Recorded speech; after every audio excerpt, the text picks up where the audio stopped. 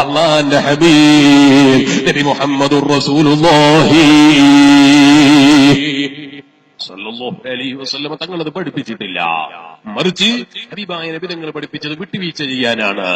എല്ലാവർക്കും വിട്ടുവീഴ്ച ചെയ്യണം, എല്ലാവർക്കും പൊരുത്തപ്പെട്ടു കൊടുക്കണം. ഹബീബായ നബി സല്ലല്ലാഹു അലൈഹി വസല്ലം തങ്ങളെ വധിക്കാൻ വേണ്ടി പിന്നാലെ വന്നില്ലേ സുറാഖത്ത് ബിൻ മാലിക്.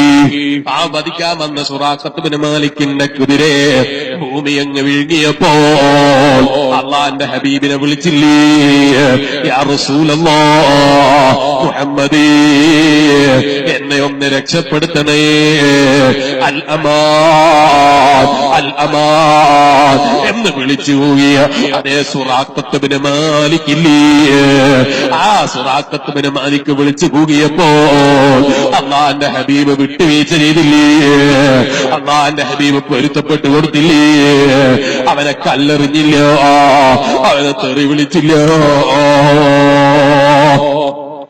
നിങ്ങൾ ആലോചിച്ചു നോക്ക്, നിങ്ങൾ റോഡിലൂടെ ഇങ്ങനെ നടന്നു പോകുമ്പോ നിങ്ങളെ കല്ലെറിയാനല്ല, വാളുകൊണ്ട് വെട്ടാനല്ല, കൊല്ലാനല്ല, മറിച്ച് നിങ്ങളെ പിന്നാലെ ഒരാള് വരികയാണ്. എന്തിനാ? ഒരു നല്ല തെറി വിളിക്കാനാ, ഒരു നല്ല തെറി വിളിക്കാനാ അയാൾ വരുന്നത്. അയാളെ കണ്ടപ്പോ അയാൾ എന്തോ കാരണത്താൽ അശ്രദ്ധ കൊണ്ട് കാലൊന്ന് വെച്ചു കുത്തിപ്പോയി. അപ്പൊ തന്നെ പറയാ, എന്നെ ആക്രമിക്കാമെന്ന അള്ള വിടൂലടാ, കിട്ടിയില്ലേ, കാല് വെച്ചു കുത്തിപ്പോയില്ലേ, ഇങ്ങോട്ടടിക്കണ്ട.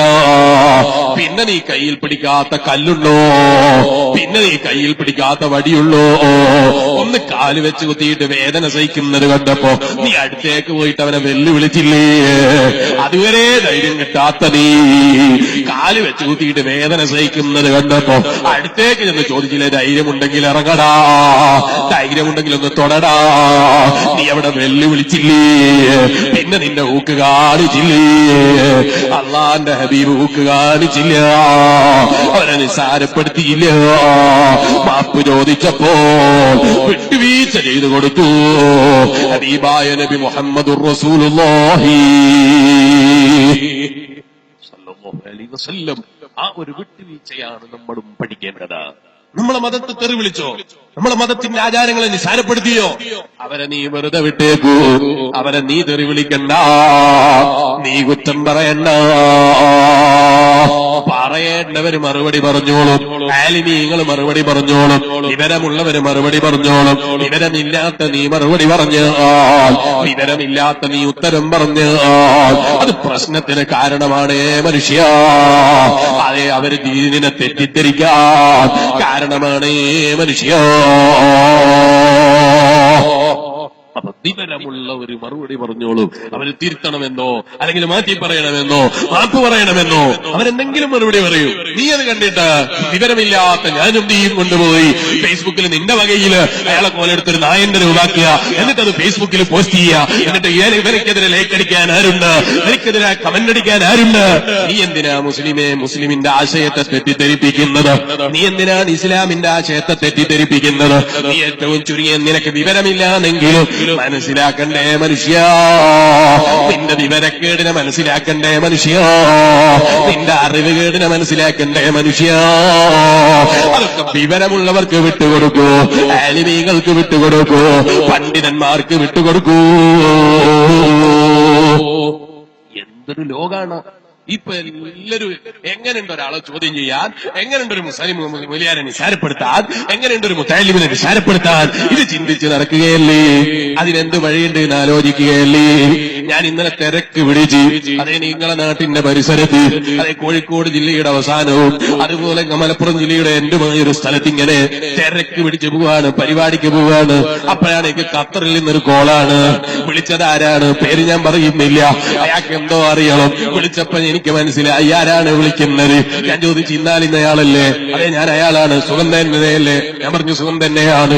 നിങ്ങൾക്ക് ആലിമീങ്ങളെ വിളിച്ച് കളിയാക്കാനേ നേരമുള്ളൂ, ആലിമീങ്ങളെ വിളിച്ച് സ്വീപ്പാക്കാനേ നേരമുള്ളൂ. അവരെ ഫോണിൽ കിട്ടാതെ വന്നപ്പോ മുതലിങ്ങളായ ഞങ്ങളൊക്കെ പിന്നാലെ നടക്കുകയാണല്ലേ. മോനെ നിനക്ക് പണിയില്ലെങ്കിൽ ഞങ്ങൾക്ക് പണിയുണ്ട് കേട്ടോ, നിന്റെ അടവ് അവിടെ വെച്ചേക്കൂ. ഇങ്ങനെ പിന്നാലെ നടക്കുന്ന ആലിമീങ്ങളെയും മുതലിമീങ്ങളെയും സമയം കൊല്ലാൻ നടക്കുന്ന വിവരം കെട്ടവരില്ലേ, നാശമുണ്ടാക്കുന്നവരില്ലേ. റബ്ബേ അവർക്ക് നീ ഹിദായത്തിന്റെ വെളിച്ചം കൊടുക്കണേ അല്ലാ, നീ അവരെ നന്നാക്കണേ അല്ലാ. നീ അവരെ നന്നാക്കാൻ തീരുമാനമില്ലെങ്കിൽ ഈ ഉമ്മത്തിന് അവരെ ശർറിൽ നിന്ന് കാക്കണേ അല്ലാ. എന്റെ ഈമാനുള്ള മോമിനീങ്ങളെ, മുസ്ലിമീങ്ങൾ തന്നെ പരസ്പരം ആലിമീങ്ങളെ തെറിവിളിക്കാൻ എന്ത് വഴിയെന്ന് ചിന്തിക്കുന്നു, മുസ്ലിമീങ്ങൾ തന്നെ പരസ്പരം ആലിമീങ്ങളെ കൊച്ചാക്കാൻ എന്ത് വഴിയെന്ന് ചിന്തിക്കുന്നു, പണ്ഡിതന്മാരെ റോഡിൽ താറടിക്കാൻ എന്ത് വഴിയെന്ന് ചിന്തിക്കുന്നു. ഒന്നും അറിയില്ല, പക്ഷെ എല്ലാം അറിയാമെന്ന ധാരണയാണ്, എല്ലാം ഞാൻ പഠിച്ചു എന്നുള്ള ധാരണയാണ്. ഞാൻ പ്രസംഗം കേട്ടിട്ടൊക്കെ പഠിച്ചിട്ട് ഞാൻ കാമിലായിട്ടുണ്ട്. അതേ 10-20 വർഷം പള്ളിയിലും മദ്രസയിലും അതുപോലെ സ്ഥാപനങ്ങളിലും ഇരുന്ന് പഠിച്ച് കിതാബോധി പഠിച്ച ആലിമീങ്ങൾ പ്രസംഗിക്കുന്നത് കേട്ട് പഠിച്ചിട്ട് പിന്നെ ആലിമീങ്ങൾക്കെതിരെ പറയാൻ ഞാൻ തന്നെ മതിയെന്ന ധാരണയോ, അവരെ ചോദ്യം ചെയ്യാമെന്ന ധാരണയോ. എന്നിട്ട് ആലിമീങ്ങളെ പരസ്യമായി ചോദ്യം ചെയ്തിട്ട് നീ മുസ്ലിമീങ്ങളെ തെറ്റിദ്ധരിപ്പിച്ചില്ലേ, അന്യമതക്കാര് നോക്കുന്നു, അവർക്കിടയിൽ തന്നെ തർക്കമാ. ഈ മതത്തിനെന്ത് വില എന്ന് ചോദിക്കുന്ന വിധത്തിൽ ഉളുപ്പില്ലാതെ ധനമില്ലാതെ റോഡിലിറങ്ങിയിട്ട് ആലിമീങ്ങളെ തെറിവിളിച്ചില്ലേ, ആലിമീങ്ങളെ നിസാരപ്പെടുത്തിയില്ലേ, സോഷ്യൽ മീഡിയയിൽ നീ തിളങ്ങിയില്ലേ, സോഷ്യൽ മീഡിയയിൽ നീ തിളങ്ങുന്നു എന്ന് നിനക്ക് തോന്നിയില്ലേ, ആളുകളൊക്കെ നിന്റെ കൂടെയാണെന്ന് നിനക്ക് തോന്നിയില്ലേ. നിന്റെ വിവരക്കേടാണ് മനുഷ്യ, നിന്റെ ചിന്ത കുറവാണ്. നീ അല്ലാഹുവിലേക്ക് മനസ്സ് തിരിക്കൂ. അല്ല ആലിം അങ്ങനെ തെറ്റിയുന്നുണ്ടെങ്കിലോ നിന്നോട് ആലിമീങ്ങളെ നോക്കാൻ ഏൽപ്പിച്ചിട്ടില്ല, നിന്നോട് ആലിമീങ്ങളെ പിന്നാലെ നടക്കാൻ പറഞ്ഞിട്ടില്ല. ആലിമീങ്ങൾക്ക് അവരുടെ ഡ്യൂട്ടിയുണ്ട്, ആലിമീങ്ങളെ ചോദ്യം ചെയ്യാ. വിവരം കെട്ട ഞാൻ വളർന്നിട്ടില്ല, വിവരമില്ലാത്ത നീ വളർന്നിട്ടില്ല.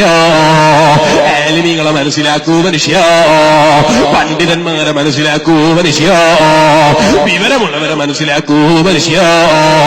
വിവരമില്ലെങ്കിൽ വിവരമില്ലെന്ന വിവരമെങ്കിലും നേടിയെടുക്കൂ മനുഷ്യ. അതിനല്ലേ പരിശുദ്ധ ഖുർആൻ നമ്മളെ പഠിപ്പിച്ചത്. വിവരമില്ലെങ്കിൽ വിവരമില്ല എന്നെങ്കിലും മനസ്സിലാക്കണം, വിവരമില്ലെങ്കിൽ എനിക്കത് അറിയൂല എന്നെങ്കിലും മനസ്സിലാക്കണം. അതിന് ഖുർആൻ സൂറത്തുൽ കഹ്ഫിലൂടെ നബിയുല്ലാഹി മൂസ അലൈഹിസ്സലാമിന്റെ ചരിത്രം പഠിപ്പിച്ചില്ലേ. ഞാനത് പല സ്ഥലങ്ങളിലും പറഞ്ഞതാണ്, അതുകൊണ്ട് ഞാനിപ്പോൾ അതിലേക്ക് കടക്കുന്നില്ല. മൂസാ നബി അലൈഹിസ്സലാമിന്റെ ചരിത്രം ഖുർആൻ നമ്മളെ ഓർമ്മപ്പെടുത്തിയില്ലേ. വിവരമില്ലെങ്കിൽ വിവരമില്ല എന്നെങ്കിലും മനസ്സിലാക്കണം, വിവരമില്ലെങ്കിൽ എനിക്കത് അറിയൂല എന്നെങ്കിലും മനസ്സിലാക്കണം.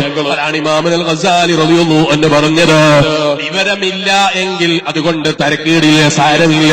കാരണം എല്ലാരും ആലിമീങ്ങളാകൂല, എല്ലാരും വഅദ് പറയുന്നവരാകൂല, എല്ലാരും പണ്ഡിതന്മാരാകൂല. പണ്ഡിതന്മാരുടെ കൂട്ടത്തിൽ തന്നെ എല്ലാരും വഅദ് പറയൂല.